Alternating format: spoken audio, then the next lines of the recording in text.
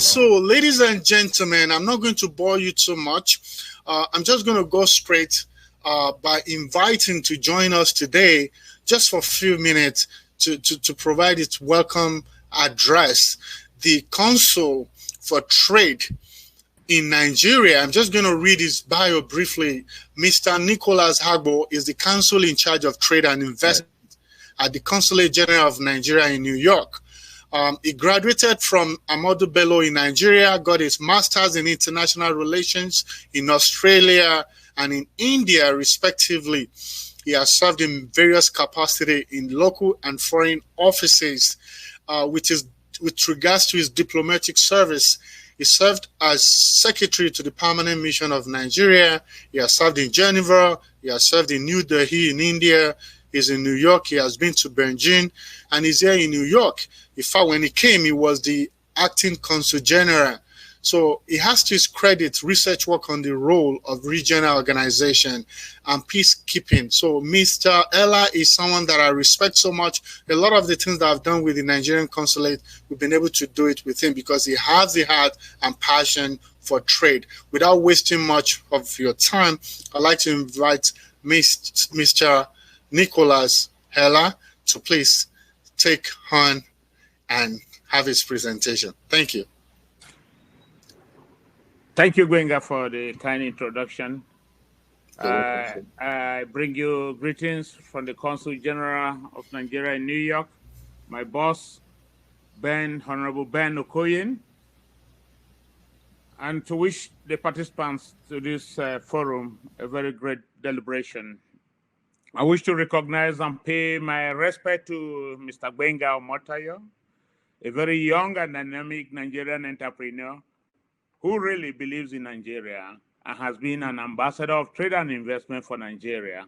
I appreciate his work and acknowledge his tenacity and drive to engage us in the discussion on Nigerians' investment climate and opportunity. It is also a great honor and privilege to be associated with the other panelists at today's forum and to join my colleagues, Mr. Emeka Ofo, Director at the Nigeria Investment Commission, and Monday Evans, Director at the Small and Medium Enterprises Development Agency of Nigeria, to share thoughts on the subject of our conversation. It is also a pleasure to get to know Sam Mbakalu, Executive Director, Africa International Trade and Commerce Research, and to share this platform with him. I join Benga once more in welcoming all participants to this conversation. Before we begin, I want to ask if you all have your masks, your hand sanitizers, as we adhere to the rules on social distance. These are the COVID-19 lessons we have to take along with us. As we proceed, may I briefly highlight the structure of my presentation today. I will begin with a little introduction.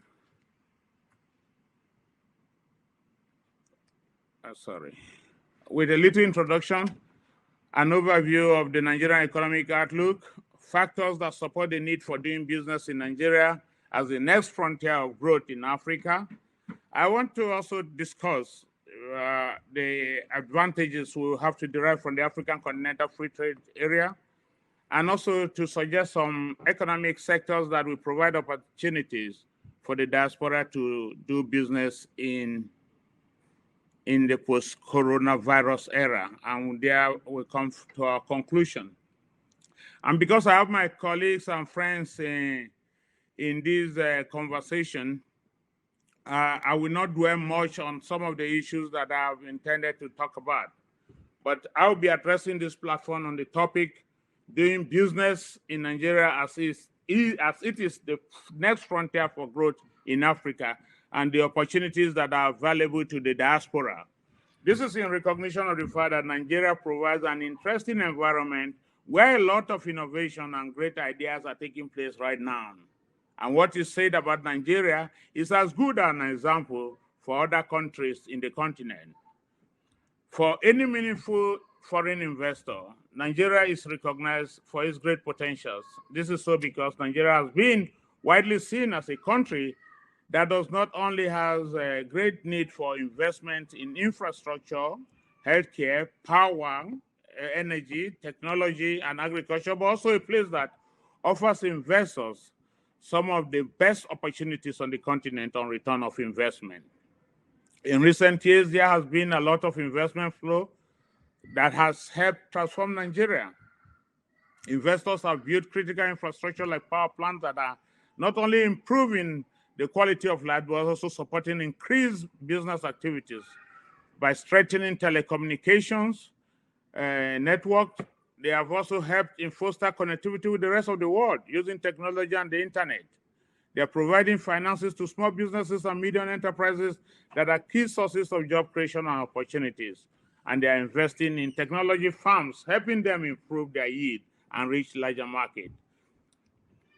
And these investors will be essential to Nigeria's next wave of growth.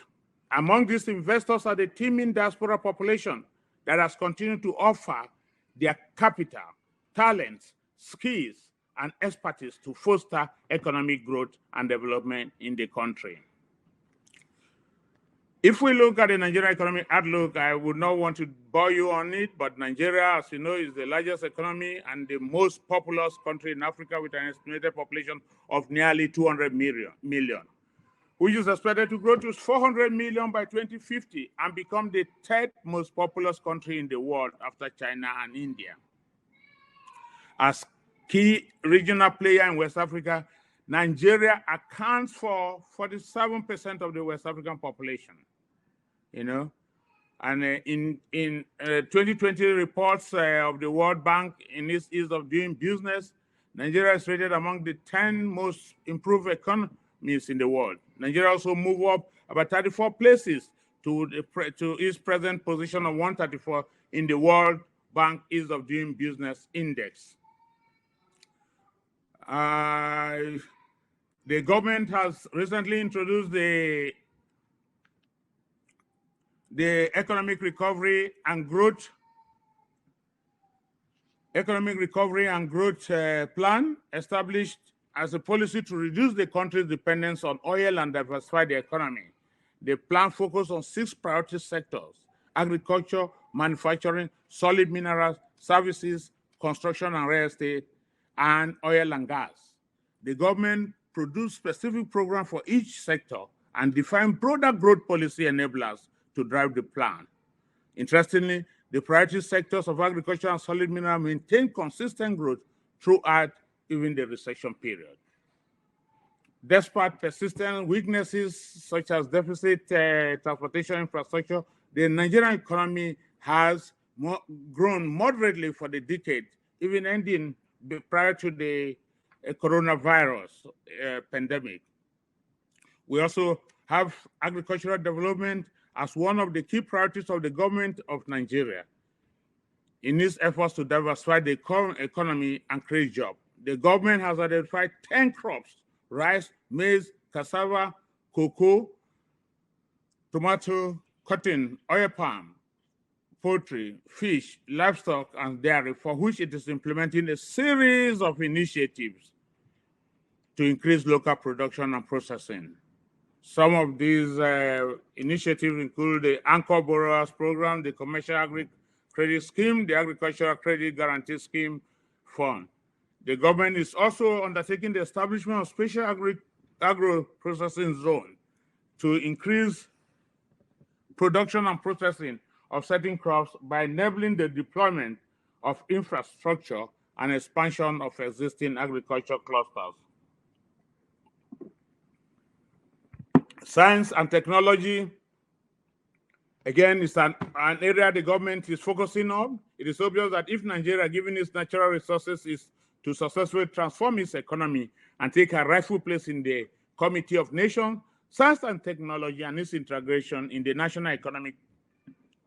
national socio-economic development processes must be accorded the highest priority. To this end, the present administration has identified science and technology innovation as an impetus to drive her economic recovery and growth plan. I want to quickly highlight some of the factors that support the diaspora NAN to do business in Africa. And where we say Africa, please, you can use the word Nigeria. to which we were using as our case study in this conversation. Again, I will not talk much about this because they are quite evident and right to the point. Some of these factors in this section, we shall identify and highlight briefly some of the factors that support the high level of growth in some of the emerging economies of Africa, especially Nigeria, and provide the needed opportunity for investors. These factors point to the truth that the opportunity in Nigeria is incredibly immense. One is our rich and abundant natural resources. Of course, it's a matter of general knowledge that Nigeria is blessed with rich and abundant natural resources. Nigeria is richly endowed with over 40 commercially viable solid minerals, and every state in Nigeria has at least one solid mineral resources or the other to showcase. Nigeria holds 3.1% of the world's crude oil reserves and 2.7% of the natural gas reserves, with considerable reserves of some of the world's known mineral resources, including coal, lead, diamond, and gold.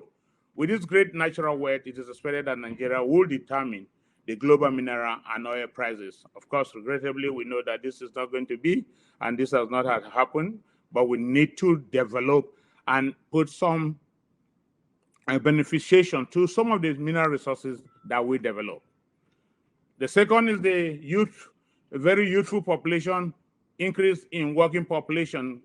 Nigeria today boasts of youth population that is between the ages of 20 to 35, which constitute over 40% of the total population of about 200 million people. Really, this is where you have, we recognize this youthful population, that they will move the country forward, and such population can bring into the economy a lot of potentials.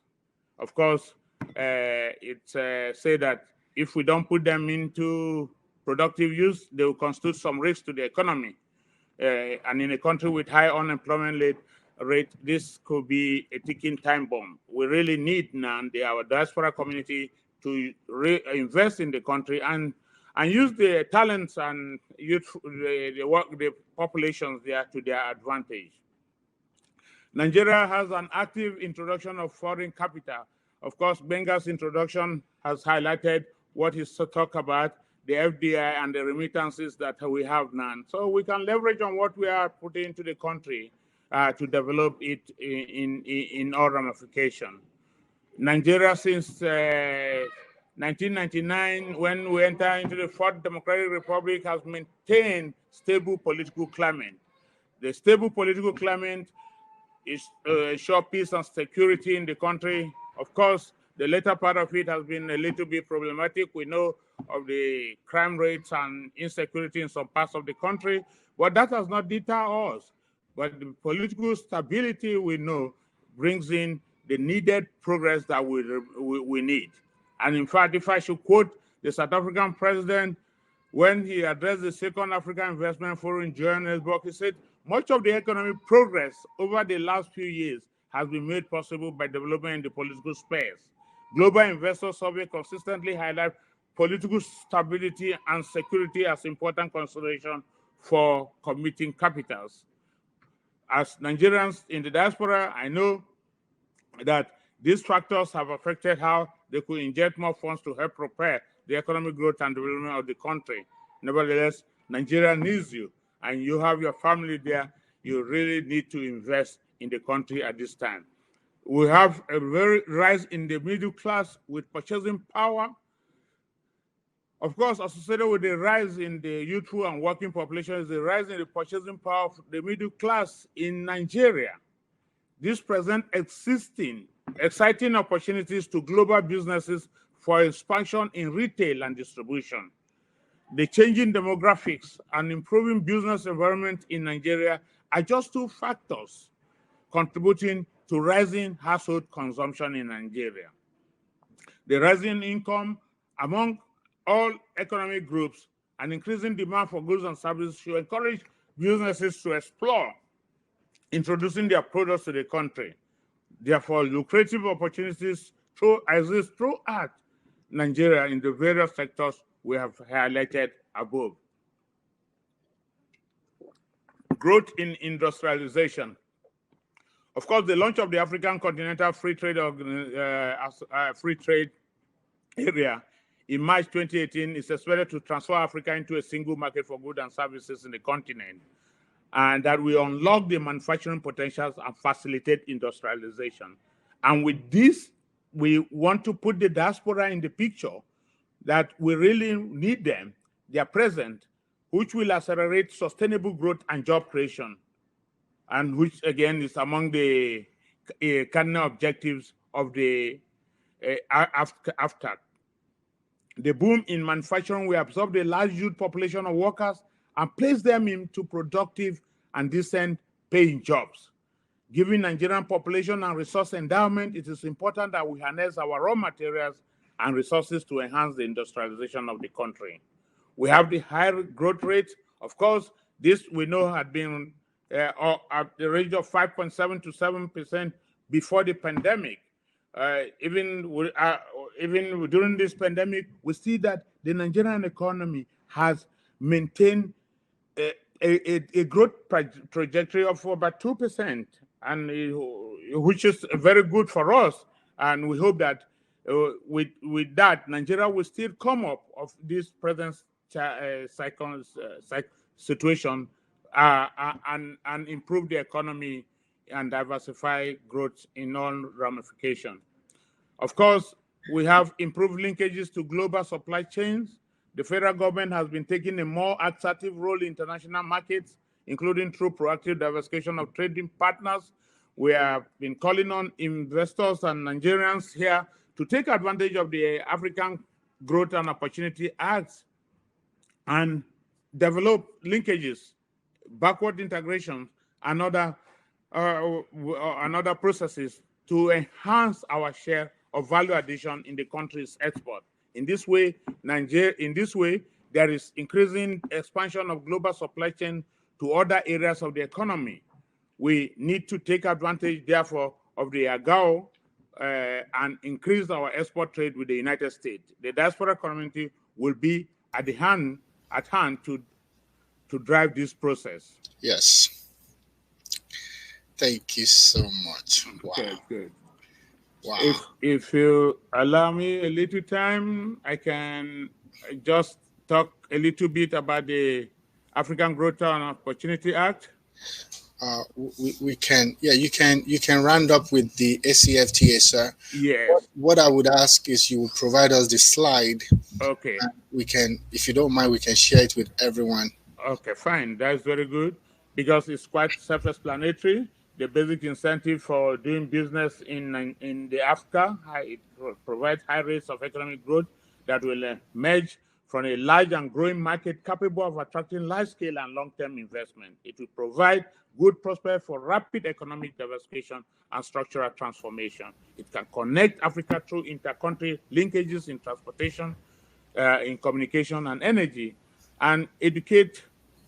It will train the African population and transform Africa into a talent factory.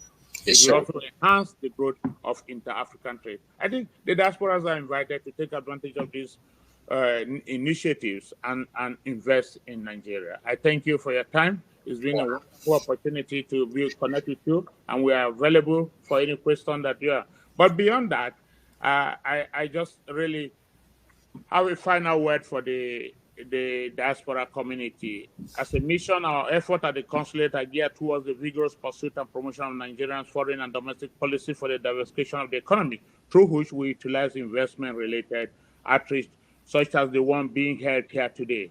All hands must be on deck to ensure that we work in synergy with the Nigerian diaspora community to harness the abundant natural and human resources to improve our economy.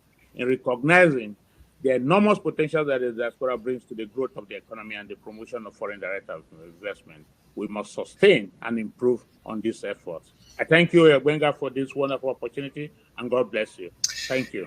Thank you so much, Your Excellency. I know there's so much that you would like to share about Nigeria, and you did a great job with the limited time we had. But the good news is we have a Q&A session that would allow you to answer some of these questions. Yes, Africa, we are in a pivotal moment in Africa with the ratification of the trade agreement.